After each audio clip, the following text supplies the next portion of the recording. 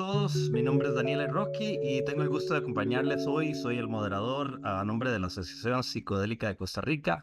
Les doy la más cálida bienvenida. La charla de hoy se titula Psilocibina y Salud Mental, el despertar de una nueva medicina. Hoy contamos con la participación de dos profesionales destacados en el campo de la salud mental y de las terapias psicodélicas. Tenemos a la doctora Carmen Amezcua y el doctor José Pablo Badilla. A lo largo de esta sesión vamos a explorar el potencial terapéutico que tiene la psilocibina, sus aplicaciones clínicas y obviamente lo que esto representa para el futuro de la medicina. Entonces los invitamos a disfrutar de este espacio con mente abierta y a quedarse hasta el final por si tienen preguntas. Primero que todo, nada más quería presentarles un poquito sobre quiénes somos. Somos la Asociación Psicodélica de Costa Rica y somos un colectivo multicultural que está unido por el interés común en generar y difundir conocimientos sobre el uso ético y responsable de los psicodélicos, orientado a propósitos terapéuticos y al mejoramiento del bienestar social. Y nuestra misión es precisamente liderar en la generación de conocimientos sobre la reducción de daños, los usos terapéuticos y sociales de los psicodélicos, contribuyendo al diseño de políticas públicas y promoviendo su uso responsable. Quería hacer este disclaimer que lo hacemos siempre al principio de todas nuestras sesiones. Recordarles que en la Asociación Psicodélica nosotros no fomentamos la producción, venta o distribución de sustancias psicodélicas, sino que nuestro objetivo es precisamente el de generar conocimiento sobre la reducción de daños y los usos terapéuticos y sociales de los psicodélicos para un uso consciente, informado y responsable. Entonces, bueno, vamos a comenzar con la charla de hoy. Quería primero que todo presentarle a ambos nuestros conferencistas del día de hoy. Vamos a comenzar. Les voy a mostrar un pequeño video sobre nuestro primer presentador. Denme un segundito para mostrarlo en pantalla.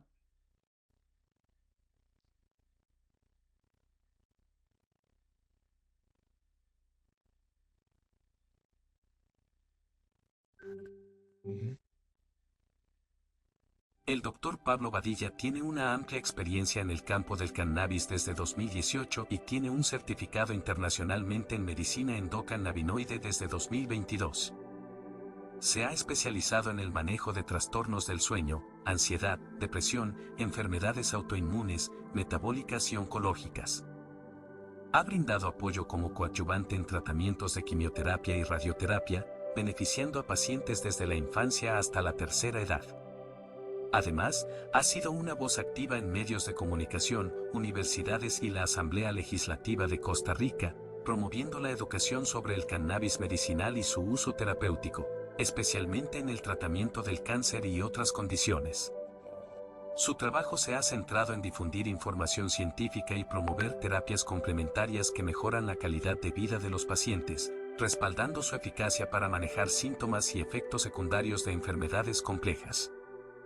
Desde 2018, forma parte del equipo de la Caja del Seguro Social de Costa Rica, trabajando en emergencias y atención primaria en zonas rurales y urbanas, demostrando compromiso y dedicación en cada paso de su trayectoria profesional. A continuación nos va a presentar, junto con la doctora Carmen Amezcua, el tema de psilocibina y salud mental, el despertar de una nueva medicina. Comenzamos.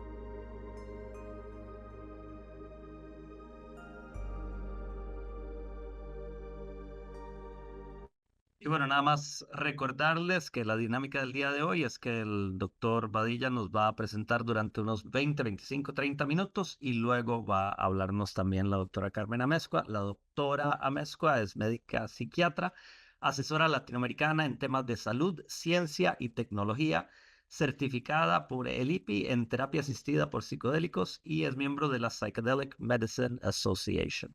La doctora Mezcua cuenta con más de 19 años de experiencia dentro de la industria de la salud, formando parte de grupos de liderazgo en las organizaciones médicas. Ella es egresada de la Facultad de Medicina de la UNAM, cuenta con estudios de posgrado en psiquiatría por parte del Instituto Nacional de Psiquiatría Juan Ramos de la Fuente y con una especialidad en adolescentes y trastornos afectivos. Dentro de su formación cuenta con una estancia en el Hospital de Veteranos de Madison en Wisconsin, y donde ahí trabajó en proyectos de salud mental comunitaria. Como complemento a su formación académica, cuenta con varios cursos en endocannabinología, cannabis medicinal, psiquiatría integrativa y medicina psicodélica. La doctora Mezco ha sido y es una participante activa de diversos programas de responsabilidad social y organizaciones no gubernamentales. Actualmente continúa con proyectos de investigación y programas comunitarios en diversas líneas terapéuticas y trabaja como clínica dentro de su práctica privada desde hace más de 6 años. Y bueno, es parte del comité de expertos de la SSA para el tema de manejo de cannabis de uso médico y miembro de la Asociación Mexicana de Medicina Cannabinoide y coordinadora de los talleres prácticos del Diploma Internacional de Endocrinología de la UNAM. Apasionada en la materia y preparada como médico facilitador de medicina psicodélica y la minimización de riesgos en uso de sustancias psicoactivas, es promotora del avance de la legislación y regulación del uso de enteógenos para fines medicinales. Entonces, estos son dos excelentes panelistas que traemos para hoy y va a comenzar el doctor Padilla. Adelante, por favor.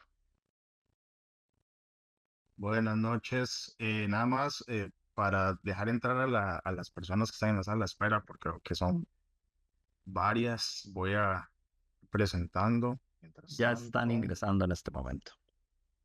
perfecto. Muchísimas gracias. A ver.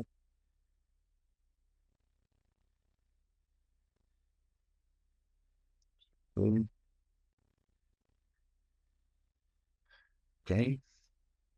Podemos ver la pantalla. Se ve súper bien, nada más colocarle en modo presentación. Ahí está. Eso. Voy a nada más quitar mi video. Ok. Esto. Bueno, muchísimas gracias. Primero quisiera agradecer a la Asociación Psicodélica de Costa Rica por este espacio y el desarrollo de una comunidad que constantemente está en búsqueda de información basada en la evidencia. A Daniele por la maravillosa introducción y la moderación. Quiero destacar también a una compañera de la asociación, Ruth Rivera, por todos los videos y artes para la promoción de esta charla que fue maravilloso y a todo el equipo de coordinación que ha estado detrás de esta charla. Y también a la doctora Carmen Amezcua por estar presente y ser partícipe de esta actividad que se ve muy enriquecida por su presencia. Hoy vamos a hablar de psilocibina y salud mental. Yo titulé esta charla Un viaje del estigma a la medicina. Y estos son los temas que vamos a ver. ¿Qué es la psilocibina? Vamos a hablar un poquito sobre su historia de uso y prohibición, cómo actúa en nuestro cuerpo, el potencial terapéutico, la experiencia subjetiva del paciente, que esto es basado en algunos reportes de mi práctica médica y en encuestas realizadas en diferentes medios e instituciones, la seguridad y riesgos, la legalidad y regulación en Costa Rica, algunas referencias de donde fue que busqué información para hacer esta charla, algunas reflexiones y mi contacto. Entonces, la idea de esta charla, que tal vez es un poco estructurada, es tener un punto de partida y después seguir con lo que la doctora trae para nosotros, con la intención de que sea un conversatorio y que podamos resolver dudas. Eso sería lo más bonito. Entonces, para empezar, ¿verdad? ¿Qué es la psilocibina? Yo puse acá, depende de a quién le preguntes, y lo puse con la intención de ponerle un poco de picante, pero realmente tenemos relatos, ¿verdad?, de la descripción de los hongos psilocibios desde los pueblos originarios de 1549 en México, que ellos se referían a los hongos como carne o alimento de los dioses. La gran curandera, una gran protagonista, como ya veremos de esta historia, María Sabina, se refería a los mismos como los niños santos. Y también sabemos que la psilocibina la encontramos en aproximadamente 200 especies de hongos diferentes y que también en diferentes géneros, ¿verdad? Probablemente el más conocido siendo el psilocibe. También sabemos que crece en casi todos los lados menos en Antártica. También sabemos de la psilocibina, que es una molécula que podemos crecer en el laboratorio a partir de levadura o que podemos producirla de manera sintética y que también la podemos describir por su mecanismo de acción en nuestro cuerpo, que eso es algo de lo que vamos a profundizar un poquito más, que es un psicodélico clásico. Entonces, es interesante, ¿verdad? Cómo una misma molécula tiene tantas descripciones según la persona que lo está escribiendo, ya sea de un acto social, filosófico, antropológico, científico, ¿verdad? Entonces, empezamos por acá. Con respecto a qué es la psilocibina, sabemos que desde su caracterización química, la psilocibina y la psilocina son alcaloides indólicos de triptófano que se encuentran en muchísimos géneros de hongos. Aquí les dejo algunos. Y sabemos, ¿verdad? También que la psilocibina es un agonista de los receptores de serotonina. Entonces, esto es importante porque aquí en la imagen de la izquierda podemos ver la similitud entre lo que es la psilocibina y la serotonina, ¿verdad? Se parecen bastante y eso explica, y esto se ha evidenciado a través de diferentes artículos, porque es que esta molécula, ¿verdad? Tiene una predisposición a actuar sobre los receptores de serotonina, entendiendo, ¿verdad? Que el agonismo es una forma de describir cómo es que actúa una molécula sobre un receptor, siendo la misma, ¿verdad? La molécula de psilocibina como una llave que abre un cerrojo, siendo el cerrojo un receptor. Entonces, a grosso modo, ¿verdad? Lo que va a hacer es actuar sobre estos receptores y generar un estímulo donde en este sistema serotoninérgico que tenemos todos nosotros, ¿verdad? Existen diferentes tipos de receptores. Sin embargo, se ha visto que su principal acción se da en el 5-HT2A, ¿verdad? Entendiendo que esto va a tener diferentes efectos muy interesantes, como para explicarlos de manera rápida. Al actuar sobre estos receptores va a generar una alteración sobre la secreción, ¿verdad?, de serotonina a nivel de la sinapsis, y también indirectamente va a actuar sobre la liberación de glutamato. Y esto se los explico porque las principales vías, como son las de glutamato, son excitatorias, es decir, estimulan diferentes cuestiones en el cerebro y principalmente, ¿verdad? Procesos claves como aprendizaje, memoria y lo que se conoce como plasticidad sináptica, que eso es algo que tal vez o sea, se ha hablado bastante, que es esta capacidad de las neuronas de generar conexiones nuevas y adaptarse a los cambios del ambiente celular. Además, ¿verdad? Esto que se ha estudiado de cómo funciona la psilocibina eh, ha dejado en evidencia que tiene propiedades que actúan sobre la ansiedad de manera también como antidepresivo y antiadictivos, y esto en todos los estudios a nivel de animales y humanos. Y me parece importante, ¿verdad?, profundizar que la psilocibina no solamente actúa sobre este receptor, ¿verdad? Actúa sobre receptores donde actúan otros medicamentos muy comunes como son los antidepresivos, ¿verdad? Especialmente los inhibidores selectivos de la recaptación de serotonina, que eso lo vamos a ver un poco más, y de esa misma manera aumenta la tasa de serotonina en las conexiones sinápticas, permitiendo entonces más estimulación de estas vías. Eh, y perdón, otra cosa importante, ¿verdad? Que la psilocibina la consumimos a través de los hongos por medio de la vía oral, que cuando esto sucede, eh, pasando por el tracto digestivo, se va a desfosforilar, convirtiéndose en psilocina, y este es el compuesto activo que puede atravesar la barrera hematocefálica, que es responsable precisamente de los efectos psicoactivos. Entonces, para dar una pincelada sobre la historia, este, sabemos, ¿verdad?, que es muy probable que los hongos sean la fuente enteógena más antigua.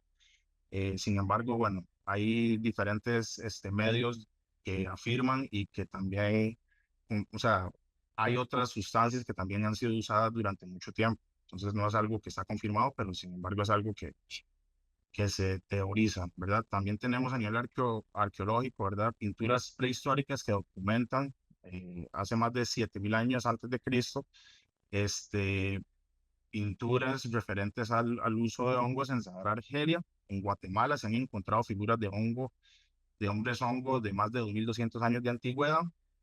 En Honduras, El Salvador y lo que son los estados de Veracruz, México, también se han visto figuras talladas de hongos piedra, así que datan anteriores al primer milenio. Y a nivel anecdótico, también se tiene información directa y temprana desde 1958, durante la conquista española del Imperio Azteca, ¿verdad? Cuando Teso Somoc describió la ingestión de los hongos sagrados durante la coronación del emperador azteca Montezuma II en 1502. Entonces, digamos, es algo que evidentemente no es nuevo, ¿verdad? Nunca se ha tratado de hablar de esto como algo nuevo, pero también para lo que es la medicina occidental, que ya vamos a ver un poco sobre su historia, se siente como algo nuevo, ¿verdad? Como algo revolucionario.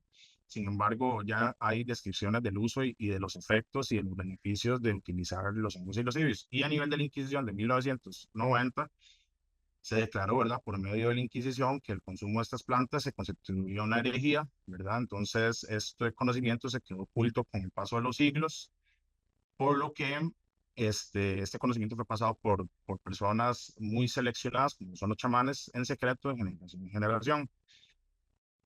Esta historia se pierde por alrededor de 400 años, ¿verdad? Y entrando un poco más hacia la historia de Estados Unidos, igual en relación con la parte de México en 1936, ¿verdad? Lo que es Roberto Weileiner, que fue un distinguido investigador y maestro de la antropología mexicana, que, bueno, trabajó muchos años en el Instituto Nacional de Antropología e Historia y también fue maestro en la Escuela Nacional de Antropología. Él nació en Austria, pero él residió en México la gran mayoría de su vida.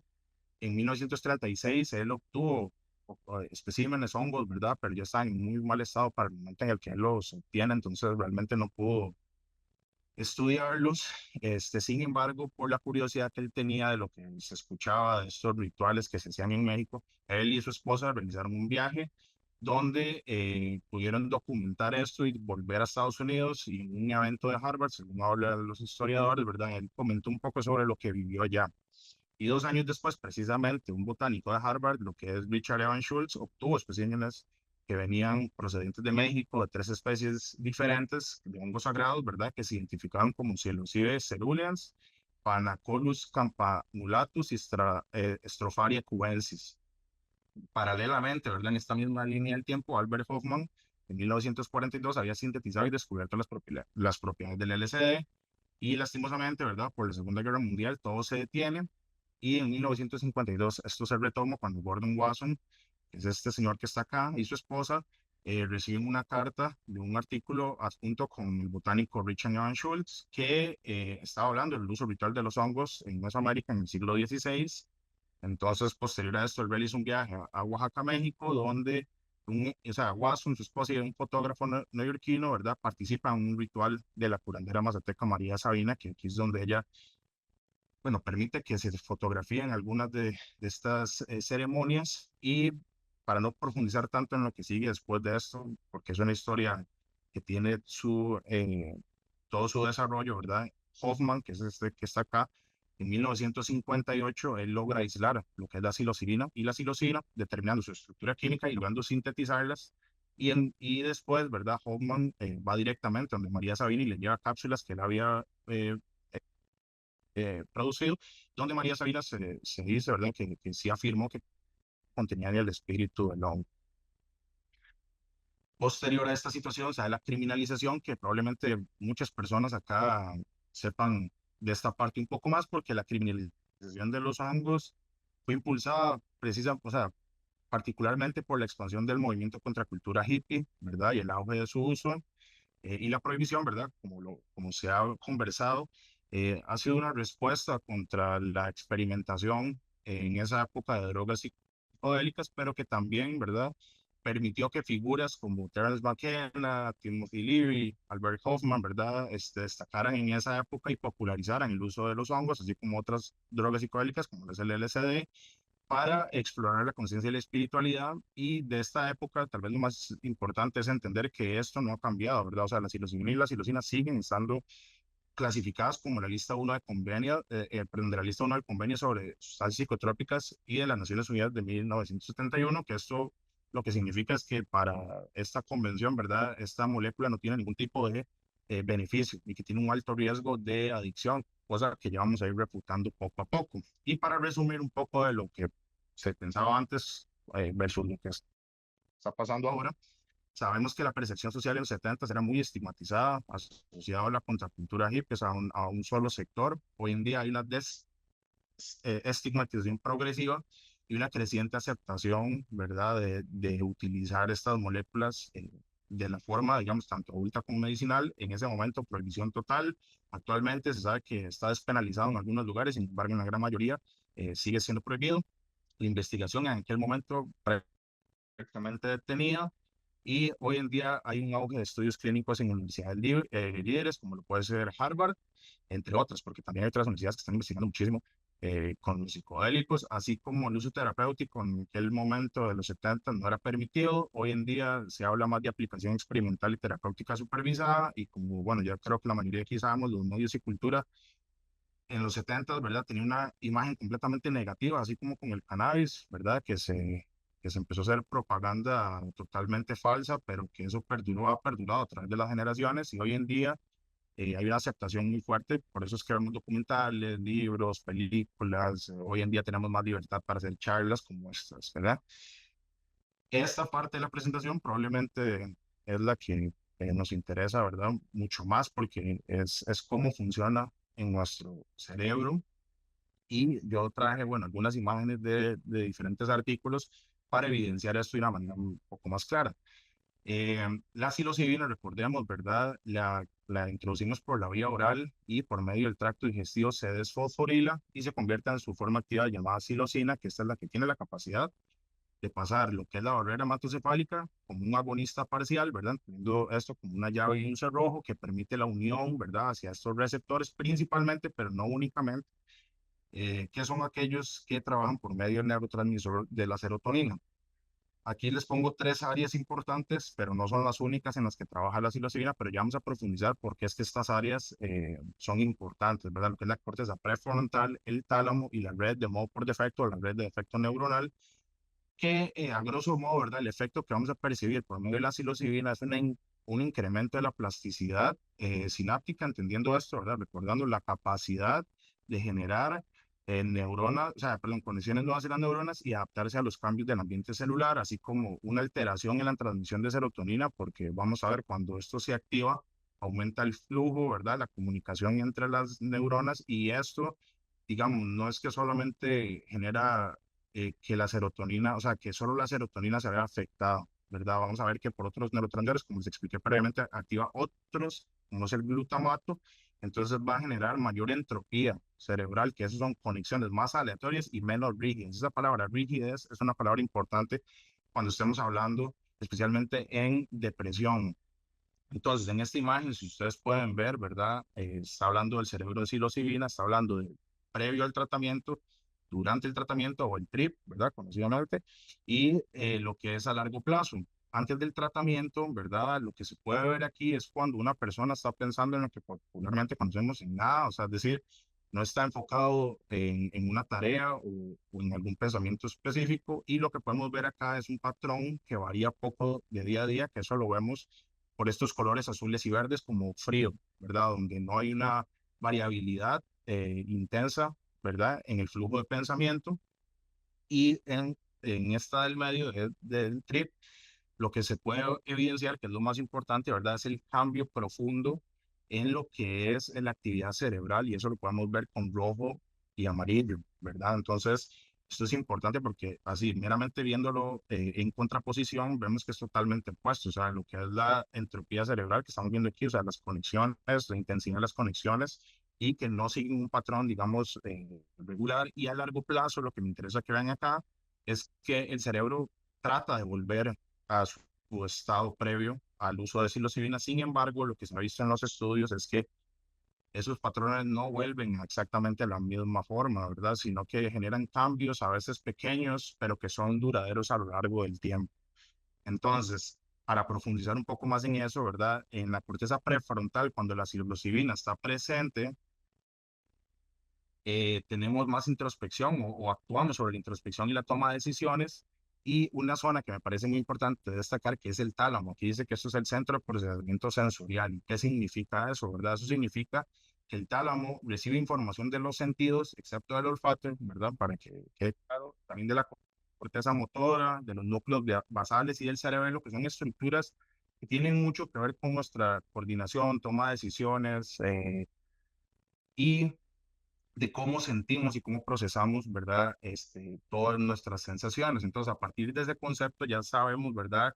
Que el tálamo tiene una gran relevancia en prestarle atención en cómo la psilocibina nos puede ayudar en diferentes contextos como depresión y ansiedad, así que no solamente lo procesa, sino que lo modula o sea, incluso puede inhibir la información sensorial antes de que llegue a la corteza. Entonces, creo que esto es muy importante porque a veces no se habla lo suficiente del tálamo, sin embargo, es una estructura fundamental para entender cómo es que se generan estos cambios, así como la red de efecto neuronal, ¿verdad? Que aquí dice que es la responsable de la narrativa interna del ego, ¿verdad? Que la psilocibina desactiva o disuelve temporalmente esta red.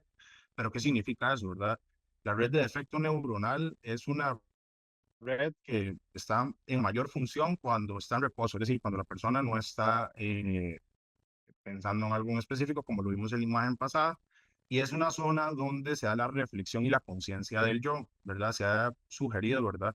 Que esta zona es muy importante porque está la reflexión de uno mismo, la memoria autobiográfica, la percepción de una propia identidad, y que el disolver esto, ¿verdad? Proporciona alivio, muchas veces sintomático, a largo plazo. Hay un charlista que a mí me gusta mucho que describe esta zona, ¿verdad? Como los lentes por los que se ve la vida, ¿verdad? A mí me gusta esa descripción porque es exactamente una forma muy poética y muy real de ver esta estructura, porque eso explicaría también cómo es que dos personas atravesando una situación muy similar, ¿verdad? Procesan y actúan sobre esa situación de maneras muy diferentes, entendiendo, ¿verdad? Que eso va a ser una suma de todo lo que ha pasado desde que nacimos hasta llegar a ese punto, ¿verdad? De cómo nos enseñaron a sentir, a procesar, a expresar. Entonces es más complejo de lo que se habla, sin embargo actúa de una manera muy profunda, así como en el sistema límbico, en sus emociones, o sea, que este sistema se encarga precisamente de las emociones y los recuerdos, y entendiendo que la psilocibina funciona con conexiones cruzadas entre las redes cerebrales que normalmente están separadas y amplía la conciencia y la sensibilidad. En esta imagen de acá de la izquierda, ¿verdad? Lo que estamos viendo es un modelo, ¿verdad? Que ya fue comprobado igual en el King's College de London, ¿verdad? Que lo que está hablando aquí es un cerebro con depresión. Y el cerebro con depresión se ve, ¿verdad? Con patrones de pensamiento rígido que impactan el bienestar, y esto lo vemos con estos paisajes que tienen hundimientos profundos, que se visualiza, ¿verdad? Como que la persona le cuesta movilizarse por estos pensamientos y perspectivas. Y si ustedes ven la terapia con psilocibina, podemos observar cómo esta terapia como que adelgaza, ¿verdad? Este paisaje, y lo que permite es a la persona, ¿verdad? Fluir con mayor facilidad los pensamientos y a estar abierto a nuevas perspectivas y a insights, ¿verdad? O sea, entender un poco más a profundidad de dónde vienen o sea, este sentir, este actuar. Y el tratamiento posterior, así como lo vimos en la imagen pasada, lo que evidencia es que el cerebro trata de volver, o sea, digamos, trata así de volver a un estado similar al previo. Sin embargo, el hecho de que la psilocibina actuara sobre el mismo no permite que vuelva al mismo estado, y se ve como una zona un poco más plana, ¿verdad? Que le permite más flexibilidad, ¿verdad? En contraposición a la rigidez, y más diversidad en el patrón de sus pensamientos. Entonces aquí, como para reflexionar, ¿verdad? Aquí vemos el cerebro en placebo, y nuevamente esto ya son a raíz de estudios clínicos, ¿verdad? Modelos corroborados, el placebo siendo cualquier sustancia no activa versus una sustancia activa, que en este caso sería la psilocibina, y podemos ver la diferencia de cómo se conecta el cerebro, ¿verdad? Todo esto de la plasticidad sináptica y la entropía cerebral, ¿verdad? Entonces vemos la diferencia muy marcada, y aquí a la derecha yo les pongo una imagen de la Lancet de los tratamientos o sea, revolucionarios contra la depresión. Aquí tenemos a la psilocibina, ¿verdad? Que lo vemos con esta pelotita azul, y vemos, ¿verdad? La red de afecto neuronal, que es esta estructura en morado. Y lo que me interesa es que vean todas las zonas en las que actúa la psilocibina, ¿verdad? Esto lo entendemos porque los receptores que habíamos hablado del sistema serotoninérgico están densamente poblados en el sistema nervioso central. Pues no es únicamente que estén ahí, ¿verdad? Pero están densamente poblados ahí y en diferentes zonas. Entonces, esto habla de la multimodalidad en la cual la psilocibina, ¿verdad? Puede actuar sobre el cerebro y por ende propiciar, ¿verdad? En un ambiente adecuado, alivio. Aquí tenemos el potencial terapéutico que ha sido evidenciado por medio de los ensayos clínicos, ¿verdad? Lo que es la depresión resistente al tratamiento, la ansiedad en contexto de cuidados paliativos, lo que es el trastorno obsesivo compulsivo, el trastorno de estrés postraumático, y en adicciones como es el alcohol y el tabaco. Aquí me parece que esta es una diapositiva muy importante, igual que saqué de otro estudio, ¿verdad? Que habla de cómo se diferencia el uso de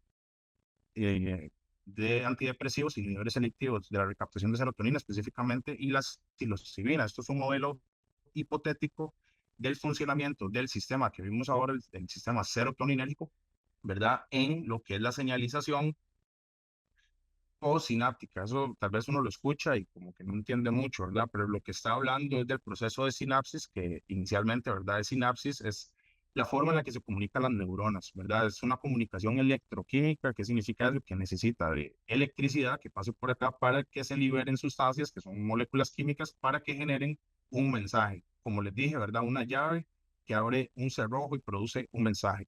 Entonces, este modelo hipotético, ¿verdad?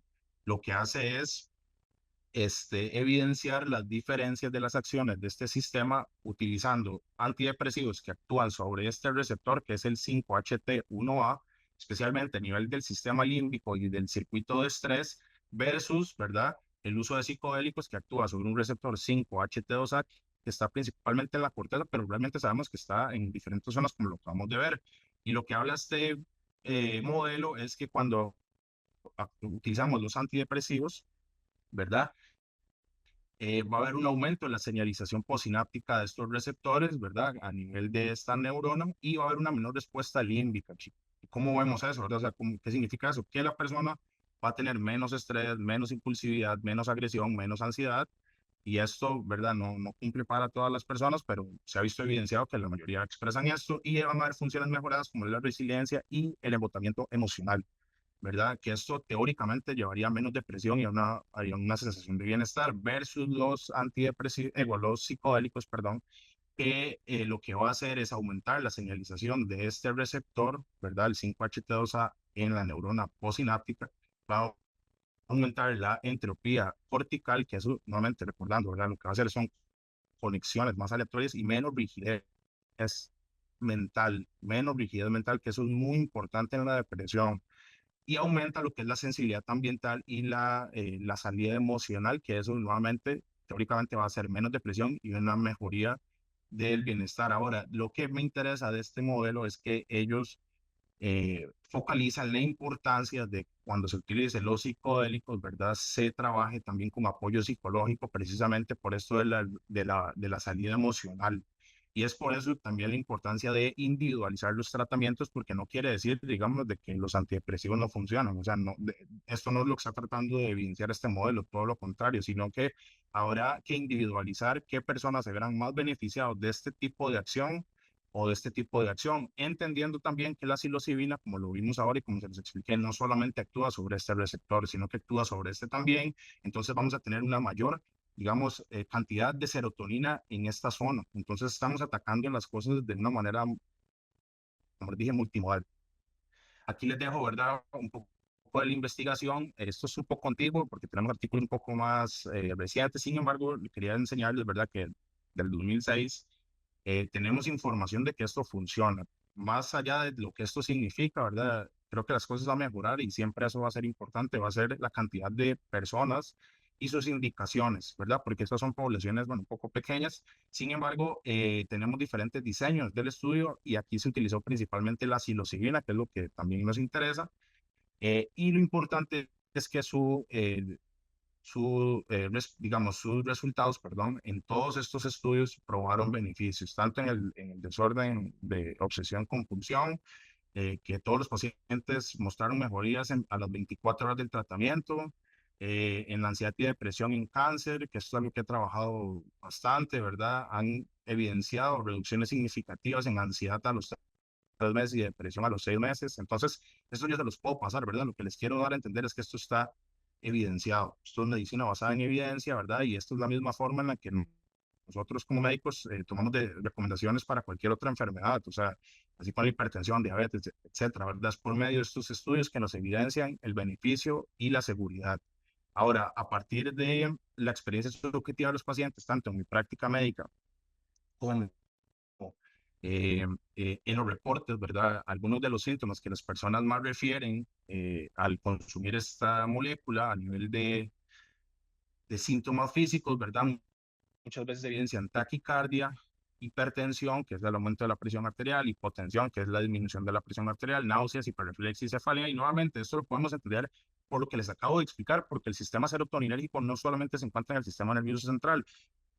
Cada vez hay más evidencia de cómo la psilocibina actúa sobre el sistema gastrointestinal y explicando, ¿verdad?, precisamente la estimulación de este sistema a ese nivel que se puede generar las náuseas, vómito, diarrea, inclusive anorexia, ¿verdad? O sea, que se nos quite el hambre.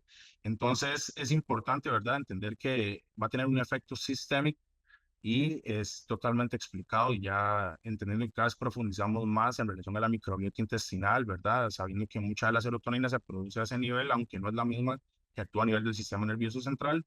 A nivel de los síntomas perceptivos, ¿verdad? Colores más intensos y vivos, una atenuación de los detalles que normalmente son ignorados, me parece que eso es importante, y las anestesias o fusión de modalidades sensoriales, ¿verdad? Esto también es muy importante y también muy dosis dependiente. Y síntomas psíquicos, estado de ánimo alterno, periodos de sensación de tensión, mayor afecto lábil, cambios en cualquier dirección del tiempo, coexistencia de pensamientos, despersonalización y sentimientos oníricos, que eso es como estar en un sueño, y agradecimiento y bienestar. Los pacientes lo que mayor dicen es que, por lo que más me han referido, ¿verdad? Es la importancia de la preparación y el entorno, lo que es el setting y la integración para tener una sostenibilidad a lo largo del tiempo. Ya para ir finalizando, eh, la seguridad de la psilocibina se ha visto en todos los estudios que tiene un perfil favorable de seguridad, especialmente cuando se administra en entornos controlados y acompañamiento psicológico. No es adictivo, ¿verdad? No genera dependencia física ni adicción y su potencial de abuso es considerado muy bajo. No hay toxicidad física significativa. Eh, Tampoco, bueno, los efectos secundarios más comunes que suelen ser transitorios, lo que son las náuseas, ansiedad temporal, confusión o dolores de cabeza. Riesgos potenciales, ansiedad intensa y ataques de pánico durante el viaje es algo que se ha reportado en casos muy extraños, síntomas similares a la psicosis, como ideas delirantes o paranoia, usualmente que son temporales. El famoso bad trip, ¿verdad? Que son experiencias angustiosas que pueden dejar secuelas emocionales si no hay un apoyo adecuado. Y los flashbacks, ¿verdad? Que son personas que han reportado episodios breves de revivir aspectos del viaje días o semanas después, aunque esto, bueno, es poco común. Las contraindicaciones, trastornos psicóticos previos o actuales, como lo puede ser la esquizofrenia, historia familiar de psicosis, principalmente de primer grado, como lo es hermano, mamá, papá, ¿verdad? Trastornos bipolares no estabilizados, especialmente el tipo 1, que tienen propensos a episodios maníacos, y el uso supervisado en entornos inseguros, ¿verdad? Y el uso concomitante del litio y tramadol. Estos son los factores que aumentan la seguridad, especialmente, ¿verdad? La preparación psicológica del entorno, el setting y el acompañamiento terapéutico y una evaluación psiquiátrica. La jurisprudencia a nivel de Costa Rica, la psilocibina es una sustancia prohibida y su posesión o tráfico puede llevar a condenas severas. El uso personal como tal no está penalizado directamente, pero la posesión se puede interpretar como intención de tráfico, y eso va a quedar muy a la parte subjetiva de quien procesa la ley. Hay una ambigüedad en los usuarios, ¿verdad? Genera mucha incertidumbre, y a nivel cultural, las comunidades indígenas podrían ofrecer cierta protección legal, sin embargo, no está muy esclarecido en la jurisprudencia. Aquí les dejo las referencias y les dejo una reflexión, ¿verdad? Y si la mente, perdón, para terminar, y si la mente al expandirse no se rompe, sino que se reintegra, ¿verdad? Tenemos una alta necesidad de conectar y creo que esto nos podría ayudar mucho. Muchas gracias, nos dejo con la doctora, disculpen el atraso, y aquí está mi contacto y muchas gracias. Bueno, Muchísimas gracias. Bueno, pues ya casi que lo dijiste todo. Entonces, a mí me gustaría compartirles algunas cosas más bien como de reflexión. Déjenme poner mi pantalla. Déjenme ver si lo logro desde aquí. ¿Ahí se ve? sí, A ver, va.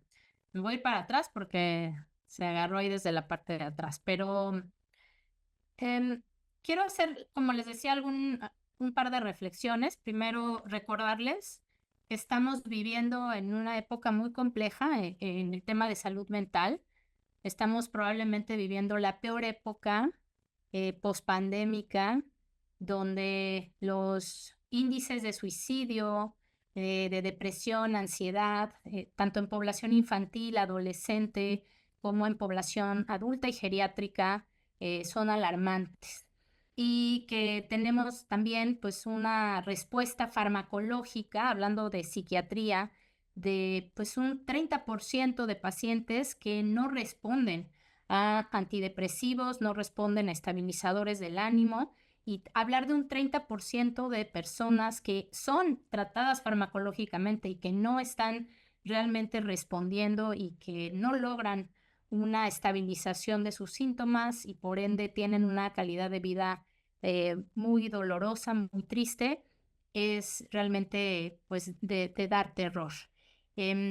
Esto que estamos viviendo pues obviamente lleva a que las personas busquen estas otras alternativas que hoy le mal llaman la revolución psicodélica, y digo le mal llaman porque estas sustancias, como bien comentaba José Pablo, pues han acompañado, pues probablemente por milenios y milenios y milenios a la humanidad, y han estado ahí para enseñarnos, número uno, la parte onírica, el sueño, pero también esta parte oracular, el poder predecir el futuro de la comunidad y la gente que tomaba estas medicinas, el contacto con Dios o con los dioses, y por último, el alivio y cura de enfermedades. Entonces, pues hoy día estamos viviendo esta nueva ola que, gracias a los estudios clínicos, a la tecnología, pues nos permite entender un poquito más estas sustancias enteogénicas. Hoy hablamos de la psilocibina, que, pues como ustedes pueden observar ahí en este cuadrito, es una de las triptaminas en comparación con los otros, pues las otras medicaciones o las otras moléculas, pues que corresponden, digamos, a lo que va a ser la ayahuasca, el DMT, el DMO, la ibogaína, y las feniltilaminas, ¿no? Entonces, tenemos ahí a las triptaminas que, efectivamente, como ya lo explicó perfectamente bien José Pablo, pues se van a unir al receptor 5-HT2A principalmente, aunque no es el único al que se une, y hoy sabemos que los mecanismos de acción de la psilocibina incluso van más allá. Hay estudios clínicos que hoy día también nos demuestran cómo hay un cambio de la microbiota, cómo hay un cambio endocrinológico, cómo todo este sistema nervioso se une también con el sistema inmunológico, el endocrino, el endocannabinoide, y realmente pues esta es una medicina muy completa que nos enseña cada día más conforme avanzan los estudios clínicos. Y también esto me encanta presentárselos porque son los mecanismos de afrontamiento que tenemos con este caso la psilocibina y los medicamentos antidepresivos, donde vemos por un lado los antidepresivos haciendo pues un afrontamiento pasivo, es decir, es verdad y por eso salvan vidas y por eso no es recomendable enjuiciar o satanizar los medicamentos psiquiátricos. Yo soy psiquiatra desde hace 25 años y pues bueno, lamentablemente nuestro perfil farmacológico y nuestro portafolio farmacológico sigue siendo pues muy viejo, de hace 50 años, y realmente con mecanismos de acción que modifican muy, muy poco, sobre todo efectos secundarios, pero pues hoy sabemos que salvan vidas, y esto, la manera en la que digamos que están respondiendo y que ayudan a los pacientes es que generan resiliencia, generan mayor tolerancia al estrés, y ayuda también a que baje la sensibilidad, baje el sensorio, y entonces la parte emocional se pueda lidiar un poco mejor. Es decir, como lo dicen nuestros pacientes, el antidepresivo los apaga, el antidepresivo los bloquea en emoción, y eso permite navegar de una manera mucho más sencilla el dolor. Mientras que en este caso, la psilocibina o algunos otros psicodélicos serotoninérgicos, por ejemplo, observamos un afrontamiento activo, donde aprendemos aprender y desaprender, digamos, es una de las maneras en las que, por medio de estas maravillosas medicinas, el cerebro justamente encuentra otra forma de conducirse, otra forma de actuar, y por ende de poder responder de una manera muchísimo mejor. Y esto se lo debemos a la famosa neuroplasticidad que también explicaron anteriormente. También son moléculas que nos ayudan a adaptarnos mejor, y por el contrario, fíjense qué hermoso es este mecanismo de acción de los psicodélicos, lo que nos van a ayudar es a incrementar la sensación o la sensibilidad emocional. Bien dicen que estos son lupas, que son lupas emocionales, que son finalmente pues agrandadores de lo que sentimos, y por eso es la razón por la cual meter a un paciente a una experiencia psicodélica cuando está sufriendo una crisis aguda de depresión, de ansiedad, pues no va a ser el mejor momento, porque esta lupa va a ser demasiado grande el dolor y probablemente cueste mucho trabajo para el paciente, y más bien obtengamos un trauma más que una sanación de este proceso. Entonces, estamos hoy, la verdad, como yo les vengo a platicar un poquito como de lo malo, lo bueno y lo feo de lo que está sucediendo hoy día.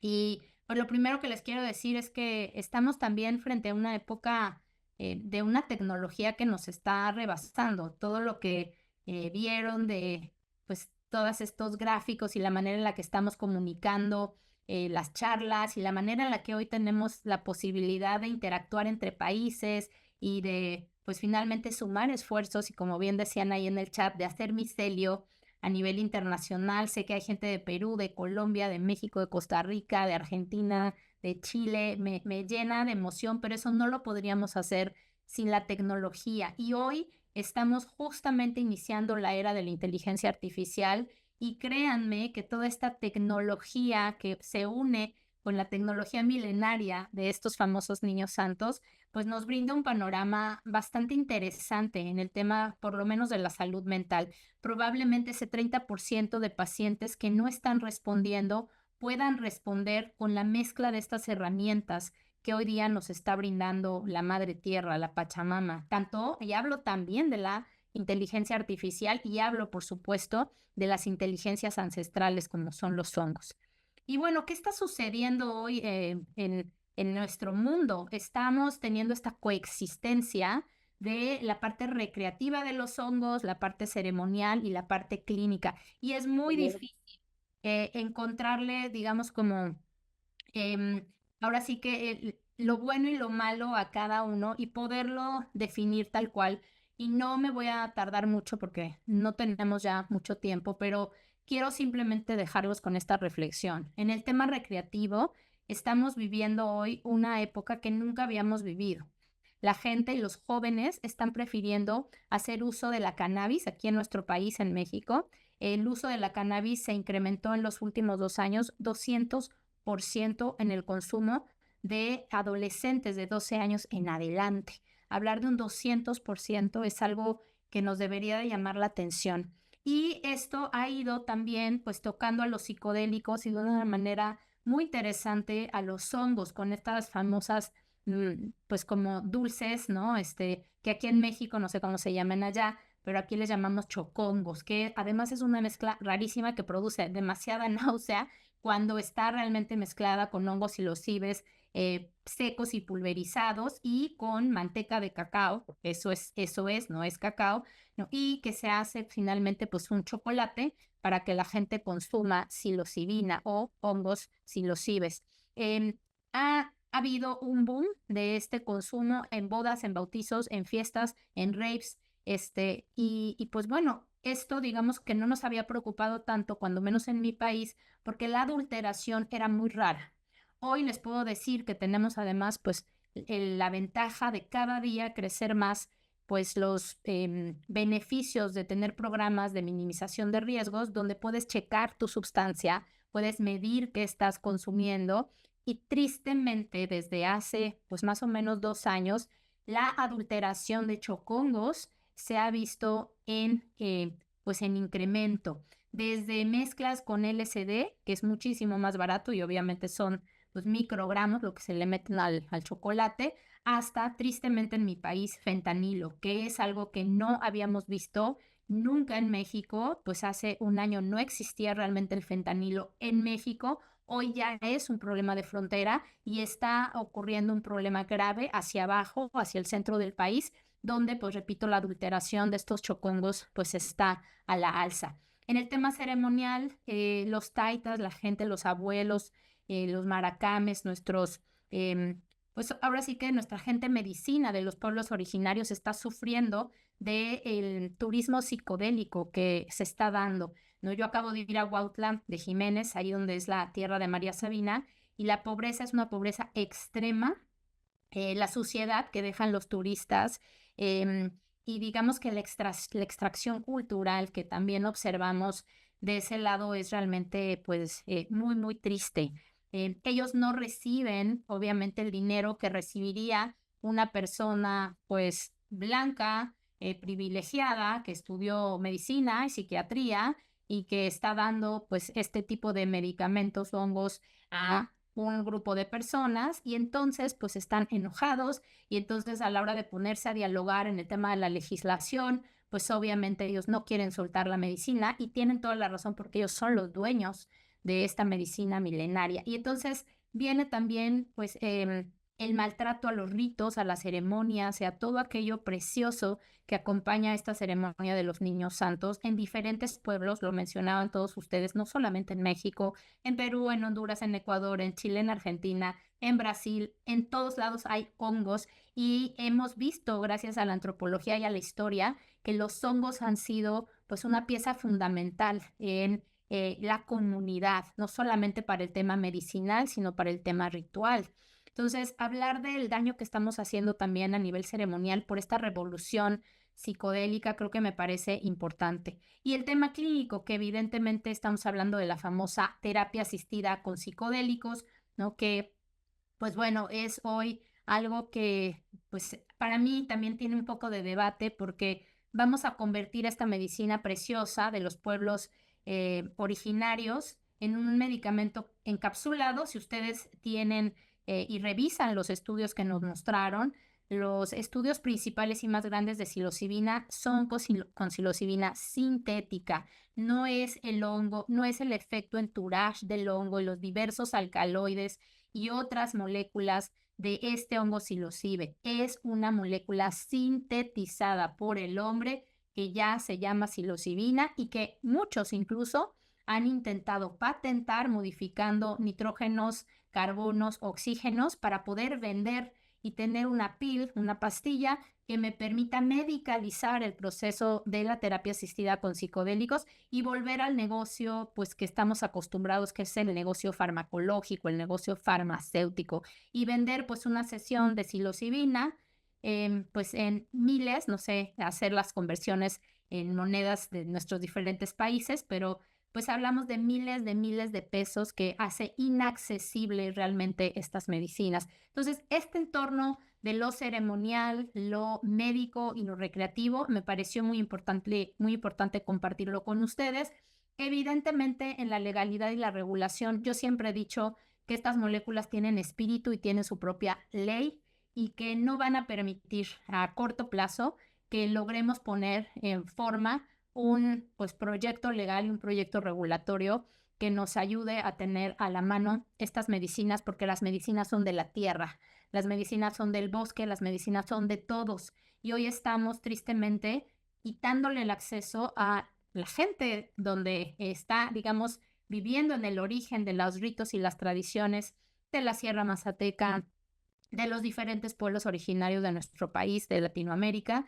Y pues esto es algo que, repito, yo que creo en eso, el espíritu de los niños santos, el espíritu de los hongos no está permitiendo. Aquí en mi país, lamentablemente, pese a haber algunas iniciativas, no se está avanzando. Eso está limitando, por supuesto, la investigación y duele que el tema recreativo crezca y que cada día sea más fácil conseguir hongos, chocongos y toda cantidad de moléculas enteogénicas o psicodélicas con un clic, ya sea en cualquier tipo de red social, y que nuestros niños y adolescentes también están teniendo un acceso tan temprano a estas sustancias. Este tema de lo natural versus lo sintético también me parece importante comentárselos porque, repito, hoy todas y cada una de las moléculas psicodélicas cuentan con un sintético.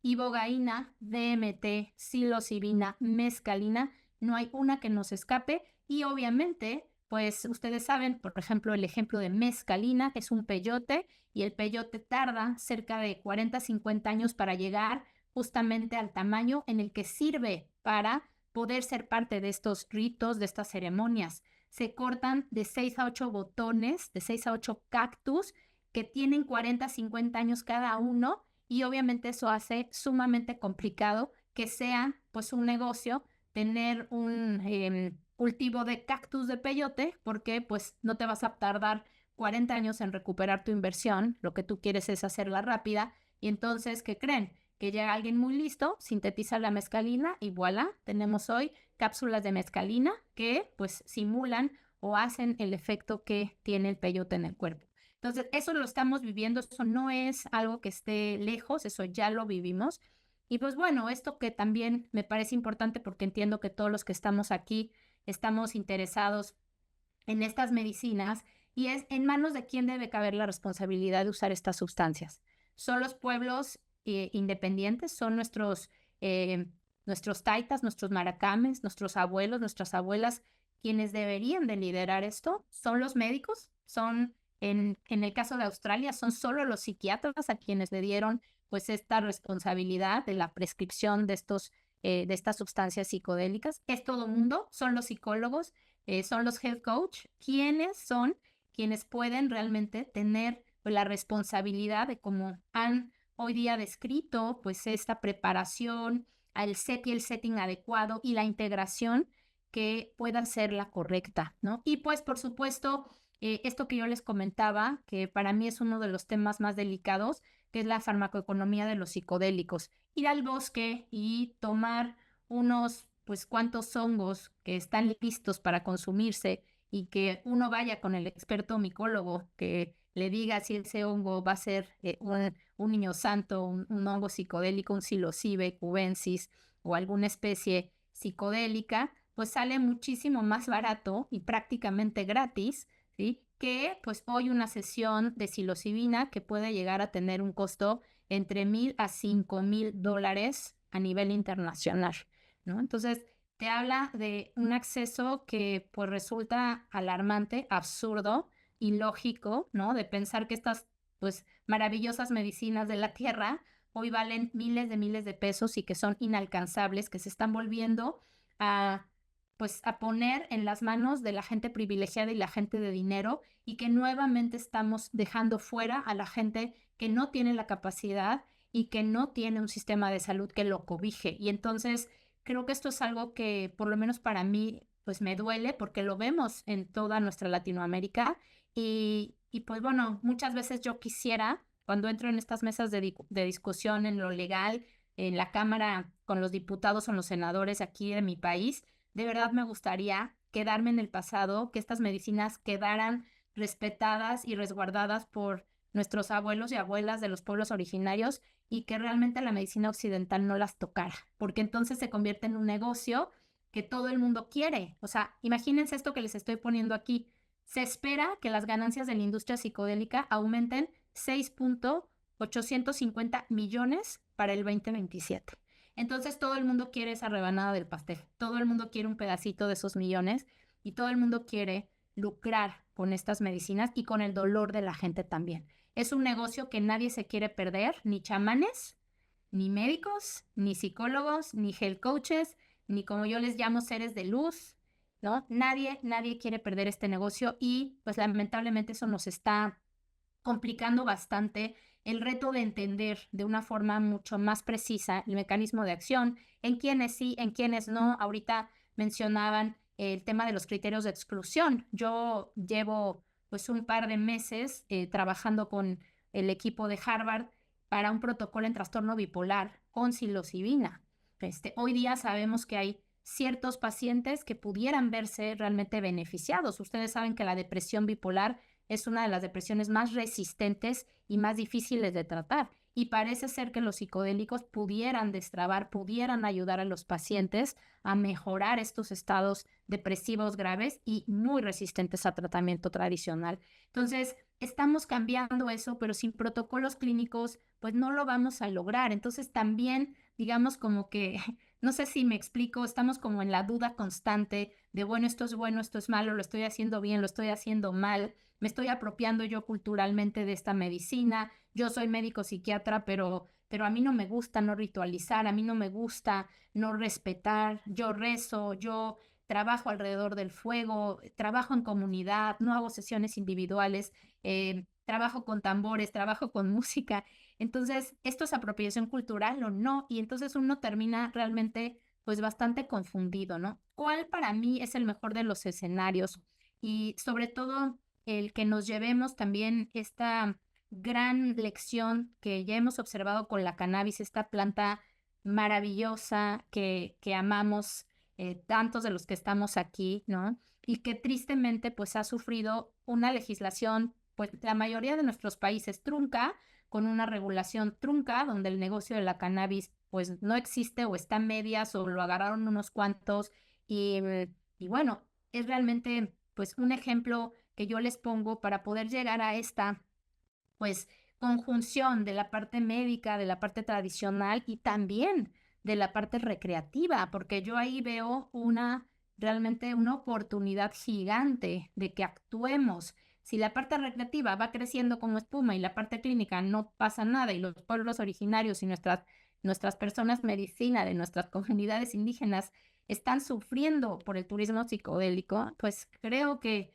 nos están diciendo algo a voz alta, nos están gritando que lo estamos haciendo mal, ¿no? Entonces, pues bueno, ¿son acaso los psicodélicos la respuesta a esta crisis de salud mental? No lo creo, honestamente. Creo que pueden ser una gran ventana de oportunidad. Creo que si sabemos utilizar bien estas medicinas, puede ser maravilloso, ¿no? Y que, pues digamos que mi conclusión, y agradezco mucho el tiempo que me dieron y alargar este poquito de tiempo, se los agradezco todavía más, porque yo creo que podemos coexistir todos y ayudar realmente a esta Pachamama, a este planeta, o vamos realmente a acabarnos todo y todos por este poder, por este capitalismo, por este negocio, ¿no? Por este quedarme yo con la rebanada de ese pastel que suena tan rico y delicioso.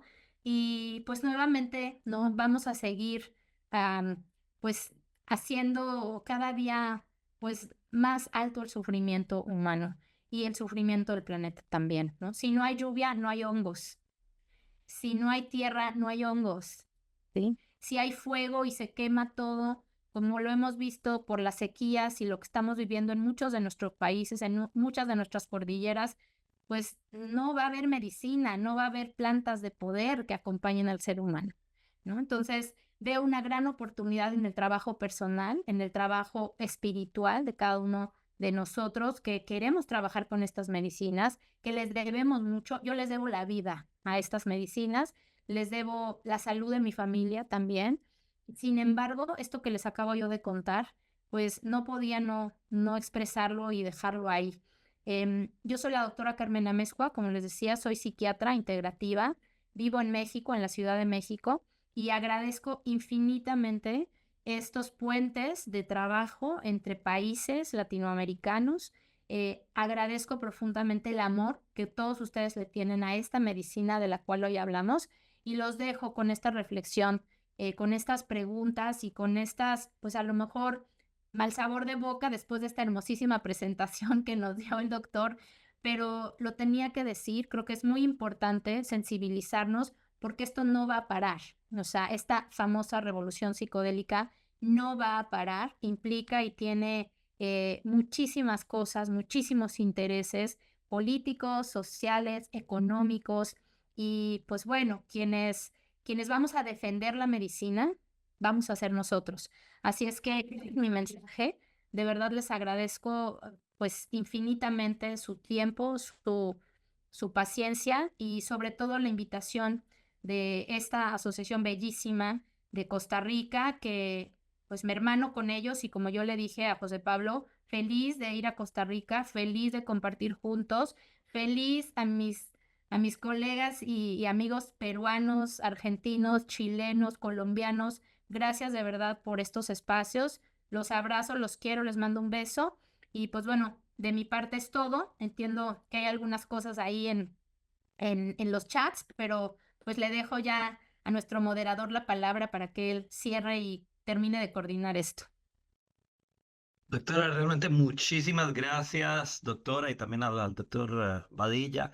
Realmente hoy, el día de hoy compartieron con mucha claridad, profundidad y generosidad también, porque nos están dando ese espacio para compartir su conocimiento y su experiencia. Realmente ha sido un privilegio poder escucharles a ambos esta noche y bueno, sin duda nos dejaron mucho que pensar, sentir y seguir explorando. Creo que sí, deberíamos de abrir un pequeño espacio para preguntas y respuestas, si tienen tiempo todavía de quedarse un ratito más. Ya de hecho ingresaron varias preguntas, hoy excedimos el récord de las presentaciones de la asociación hasta el momento. Y ya han llegado varias preguntas en el chat, voy a leer unas cuantas y tal vez después recibimos unas en persona, porque también es bonito ver la gente a la cara y escucharlos. Pero bueno, Rebeca nos había escrito, dice, tengo una consulta, ¿hay riesgos de usar microdosis cuando ya se consumen pastillas para tratamiento de presión? Creo que esto sí lo abarcaron en las presentaciones, pero tal vez podrían hablar un poquito sobre qué criterios consideran fundamentales para determinar si una persona es apta para recibir una terapia asistida con psilocibina, y la dejo abierta para que escojan ustedes quién es más apto para responder esta pregunta. Digo, yo no sé si soy la más apta, pero Adelante, doctora. quería responder. Y creo que en particular se están refiriendo a la microdosis, que son dosis ínfimas o pequeñitas de estos psicodélicos que suelen no tener realmente un efecto psicotrópico, psicodélico como tal, pero que han demostrado por varios hallazgos y sobre todo testimoniales de los beneficios que hay con respecto a la neuroplasticidad y reducción de síntomas. Hoy se sabe que no hay realmente un riesgo de pues hacer un uso concomitante de tratamiento antidepresivo con este tratamiento natural. Sin embargo, lo que sí sabemos es que si tenemos pacientes que tienen un largo periodo de tratamiento con estas medicinas y que digamos la dosis del antidepresivo principalmente es de mantenimiento o es mayor, los receptores 5-HT2 van a estar muy ocupados y no va a haber posibilidad, como bien decía José Pablo, de encontrar ese candado, y la psilocibina, pues literalmente, como yo les digo a mi paciente, vas a tirar un poco tu dinero. Entonces, lo que hacemos con protocolos de microdosis en pacientes medicados es tratar de reducir la dosificación cuando menos a la mitad, si podemos otro poquito más, acompañarlo con algunos otros adaptógenos antidepresivos como es rodiola, damiana, ¿no? Y esto nos ayuda a poder combinar y hacer un tratamiento que pues puede ser sumatorio, es decir, podemos utilizar psilocibina y antidepresivos. Eso hoy sabemos que no hay una contraindicación, y hay varios estudios que me gustaría después compartirlos con ustedes, que son bastante nuevos, porque antes nosotros teníamos el miedo, pavor de que si el síndrome serotoninérgico, que no le des antidepresivos, que quítaselos, ¿no? Y la gente llegaba a estas experiencias con un withdrawal, con una abstinencia espantosa, y obviamente con una crisis de ansiedad, de depresión, incluso crisis psicóticas, por haber retirado malamente el medicamento psiquiátrico para con tal de llegar a la macrodosis. Hoy sabemos que no es necesario un destete tan brutal, tan drástico, y que incluso hay pacientes que pueden mantener la dosificación siempre y cuando, nuevamente les digo, se reduzca la dosificación a lo mínimo y podamos tener receptores pues libres, activos, para poder trabajar con macrodosis. Entonces, hoy día cada vez hay más estudios que demuestran que es peor retirar la medicación antidepresiva y meter a un paciente en una ceremonia de estas, una experiencia, que mantener el medicamento antidepresivo a dosis bajas y dejar que hagan la experiencia de macrodosis para poder tener algún efecto psicodélico. Muchísimas gracias, doctora. También veo una que creo que es para el doctor Badilla, que es de Ale, que pregunta: hola, buenas noches para los expositores. ¿La evidencia de cómo actúa la psilocibina en el cerebro se refiere a macro o microdosis? ¿Podrían explicar cómo se diferencia el uso de estas dentro de un tratamiento médico?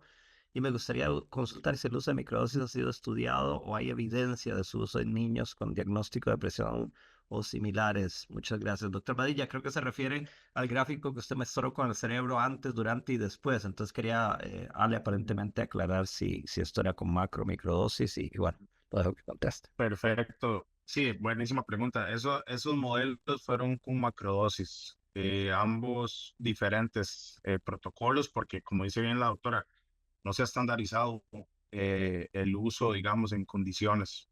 Cada ensayo ha tenido diferentes diseños, pero en este caso son macrodosis.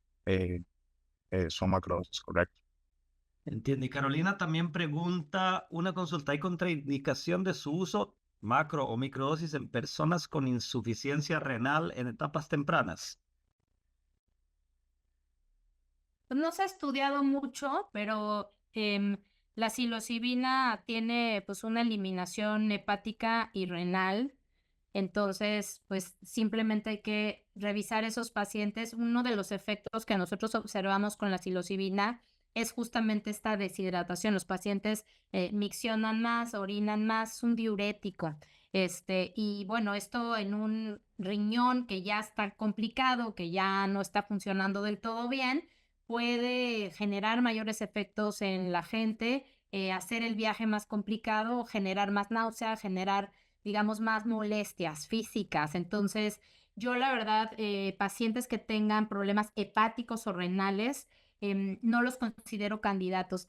Esto de leve, pues habrá que ver qué es leve, ¿no? Cómo está su creatinina, cómo está su urea, etcétera, ¿no? Para pues realmente evaluar si es tan leve o no es tan leve. Pero definitivamente hay que tener cuidado porque esto cambia la farmacología de la psilocibina sí o sí, dando pues como resultado mayores efectos secundarios, un viaje más largo, más complejo, más complicado, etcétera.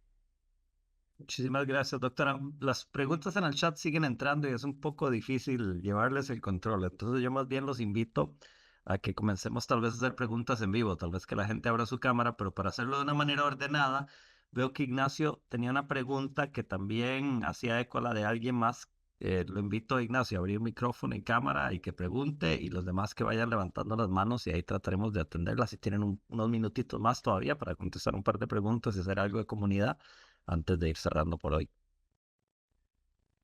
Hola, hola, buenas noches, doctora y doctor, muchísimas gracias. Súper enriquecedor. Doctora, viera que le quiero hacer una pregunta de si usted en sus sesiones con sus pacientes ha incorporado elementos y aprendizajes que vengan de los pueblos originarios y de los diseños tradicionales de las ceremonias en los cuales usted está.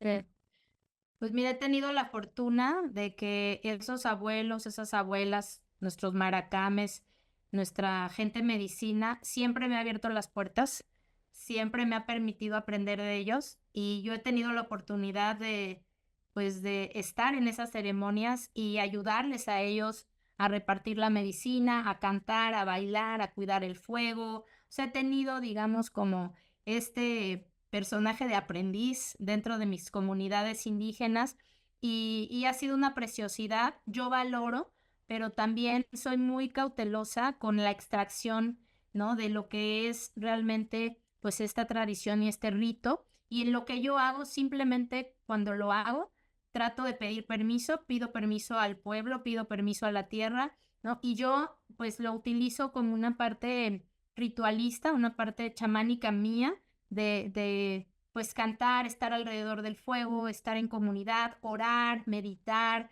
hacer mantras, hacer oración, llamar a los elementos, respetar a todos aquellos insectos, animales, mamíferos que nos están rodeando en ese momento. O sea, a mí sí me gusta, pero siempre, Ignacio, lo hago bajo este respeto absoluto de que pues yo soy una médico psiquiatra occidental de bata blanca que no nació chamana, que no trae plumas, que no tiene el espíritu y la magia que nuestros grandes pues abuelos y abuelas tienen, y con ese respeto es que yo pues bajo la cabeza y humildemente ofrezco mi ceremonia o mi experiencia con estos elementos chamánicos o tradicionales. Muchísimas gracias, doctora. Qué bonito escuchar eso ahí, pasado tu camino. Muy interesante. Y voy a estar siguiendo su trabajo. Muchas gracias. Gracias, doctora. Invitamos la audiencia a que levante la mano para ir cediendo la palabra, para que por favor abran un micrófono, ojalá la cámara también, para conocernos un poco y tal vez hacer un par de preguntas más y luego creo que sí deberíamos de ir cerrando. Creo que no vamos a poder contestar todas las preguntas hoy, ha habido muchas, lo cual es señal de una buena presentación, pero bueno, quedarán para otros eventos y otras instancias. Pero por favor, adelante, si alguien quiere hablar y hacernos una pregunta, adelante.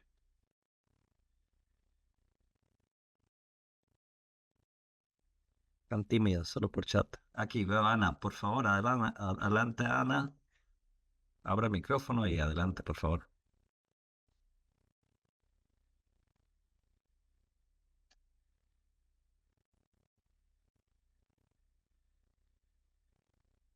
Ana sigue en silencio.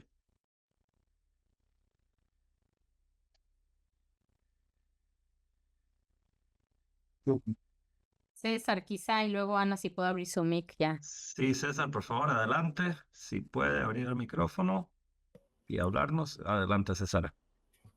Buenas noches, muchísimas gracias por todo el compartir el conocimiento y abrir estos espacios. La consulta mía va un poco más por la extracción de la psilocibina en los hongos. porque he leído unos documentos científicos que indican que no se pierde el componente cuando se hierve. Entonces quería consultar por ese lado, que si se hierve se pierde el componente activo o si solo se tiene que remojar o bueno, esa es la consulta. Ujú. Gracias. Sí, César.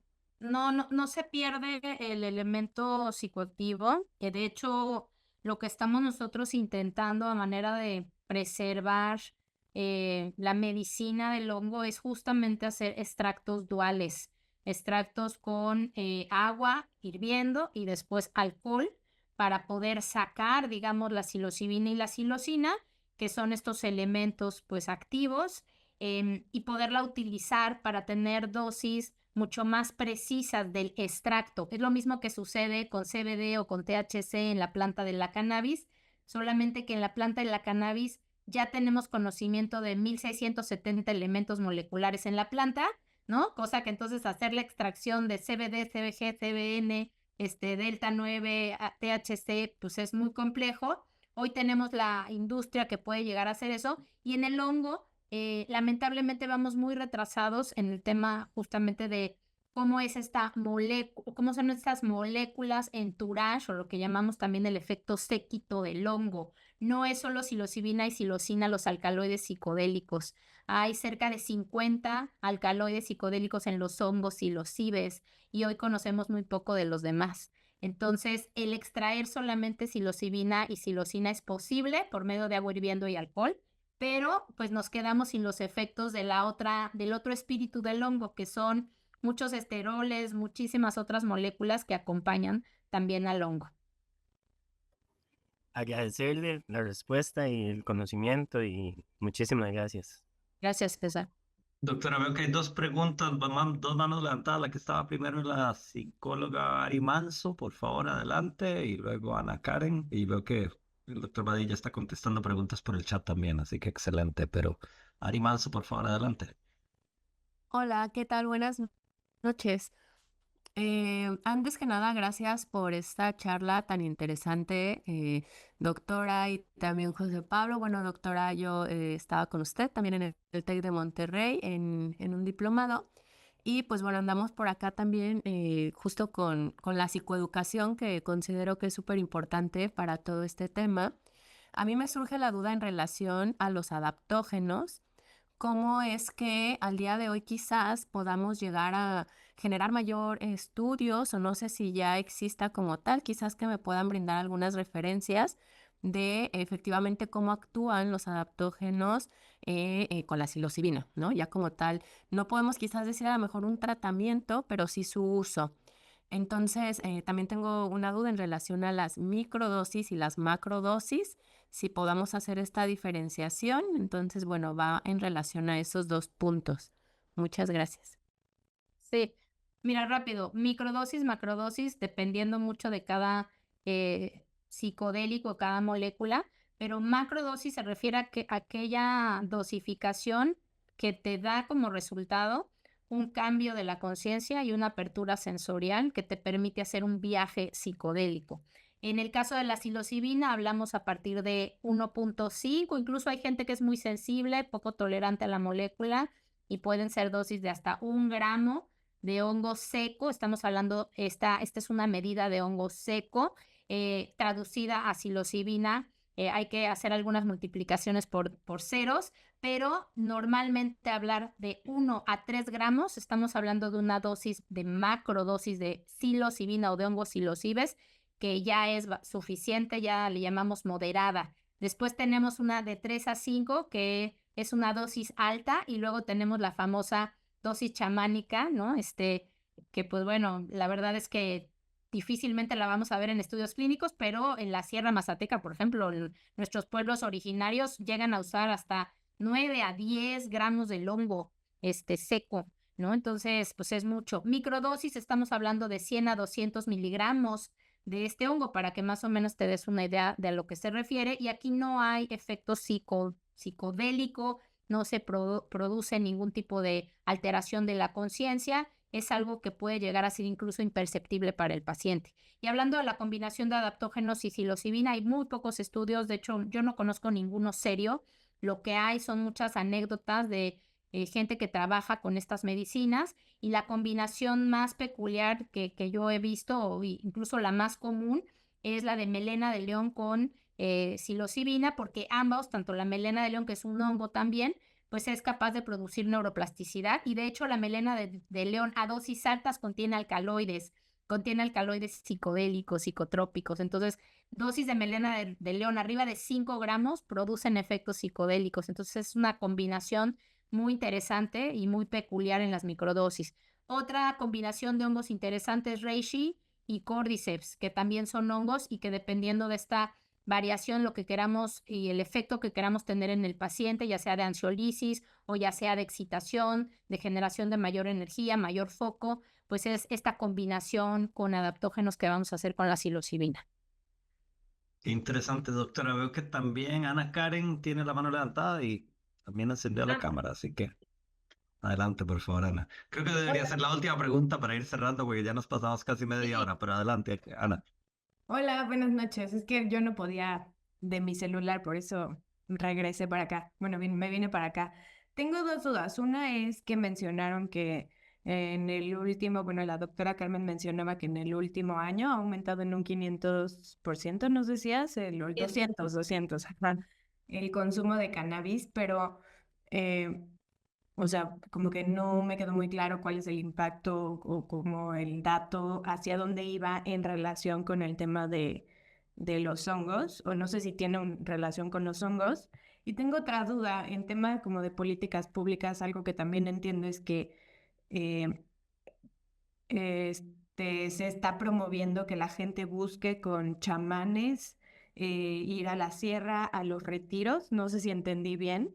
Y ahí, ¿cómo se manejaría esto? O sea, ¿cuál sería el manejo en caso de alguna situación de crisis? ¿Confiar plenamente en los conocimientos que ellos tienen? No sé No, si... ninguna de las anteriores. O sea, Ninguna. escuchaste mal todo. Ah, está Perdón si bien. no me di a entender, pero No, no, no. yo me refería a que la cannabis es un psicodélico, es un enteógeno, es la madre de todos los enteógenos, y que el uso recreativo, el uso que está teniendo nuestra población, sobre todo infantil, porque te estoy hablando en México, el uso de esta planta se da desde los 12 años, y este 200% es comparado contra el año anterior. De acuerdo a las encuestas que tenemos de salud, pues la cannabis creció en su consumo recreativo en niños y adolescentes desde los 12 años un 200%. Y la correlación que yo le hago con la psilocibina es porque así está creciendo el uso de psicodélicos como la psilocibina, el LSD, el MDMA, que es otro de los grandes ahí jugadores del tema de los psicodélicos en entornos recreativos. Y esto preocupa porque, pues les repetía, anteriormente en mis tiempos, yo estoy cumpliendo 50 años, la adulteración de sustancias era nula. O sea, si tú tenías un cuadrito de LSD, era LSD. Si tú tenías un éxtasis, era éxtasis. Hoy día no sabes lo que estás consumiendo. Y el uso de psilocibina, pues se hace a través de estos famosos chocongos en entornos recreativos, que están contaminados con, pues, tramadol, cocaína, LSD, fentanilo, en el caso de México, y eso es, y por eso me refería yo a este porcentaje, ¿no? Porque está sucediendo lo mismo con otros psicodélicos. Y con respecto al tema de del tema ceremonial, es un carril distinto. Yo no estoy diciéndoles váyanse con los chamanes, cada quien tiene su manera y cada quien decide dónde lo hace, el entorno pues lo decide uno, el set es uno mismo, el setting es justamente con quién lo vas a hacer, qué es la figura que tú decides, pues ahora sí que elegir para tener este viaje psicodélico. Es la ceremonia, pues ahora sí que se da en un entorno absolutamente, yo te diría, humilde, en la tierra, en la naturaleza, bajo el fuego, los chamanes cantan. Hay gente que vive en la comodidad y que quiere, ¿no? Pues algo bonito, un retreat, un spa, saliendo el masaje, una camita divina con algodón, eso lo decide cada uno de los que consume la medicina, y no estamos nosotros diciendo que una cosa es mejor que otra. Simplemente hay que tener cuidado, hay que cuidar el set y hay que cuidar el setting. Y hay que saber, chamán, no chamán, pseudo chamán, no ser de luz, con quién vas a hacer eso. Si eso te va a ocasionar un riesgo, te vas a sentir protegido. Es un lugar que está haciendo las cosas donde a ti te hace sentido. Hay gente que no le hace sentido ir con un psiquiatra y que prefiere ir con un chamán. Y hay gente que jamás iría con un chamán. ¿Me explico? Entonces, Es de un lugar de reducción de riesgos, ¿no? O sea, correcto, ¿no? claro. Entonces, lo que le hace sentido a cada quien siempre y cuando entiendas quién lo está haciendo, cómo lo está haciendo, que la sustancia que te está dando sea la correcta, el entorno donde te lo está haciendo sea el correcto y tú te sientas protegido. Doctora Mezcua, doctor Badilla, muchísimas gracias a ambos, la verdad, por honrarnos con su tiempo. Se quedaron un buen rato más, la verdad, esta noche. Y quería también agradecer a todas y a todos los que nos acompañaron esta noche. Esperamos que estas presentaciones hayan sido enriquecedoras para todos y que les haya despertado nuevas preguntas y reflexiones, que por lo visto parece que sí. Entonces, realmente les invitamos a seguirnos en Instagram. Pues, recuerden, somos asociacionpsicodélica.cr. Repito, asociacionpsicodélica.cr. Ahí estaremos compartiendo información sobre nuestras próximas actividades, charlas y espacios de encuentro. Y pues nos encantaría seguir conectando con todos ustedes. Así que tengan una excelente noche y hasta la próxima. Hasta luego, que estén muy bien.